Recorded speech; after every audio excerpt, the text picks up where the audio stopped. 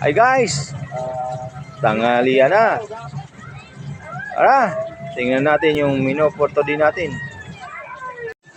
Ito na guys, yung ating menu for today, yung chicken ibinano sa pinagulong sa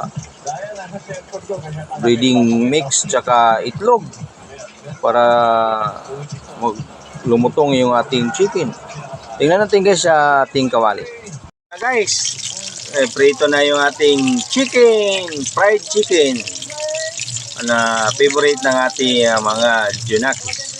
Tingnan natin guys yung finished product. Guys, ito na yung finished product.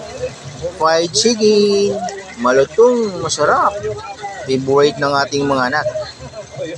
Ano pang ano natin guys? Tara! Kumuha na kayo ng yung mga kanin. Kain na po tayo. Maraming salamat!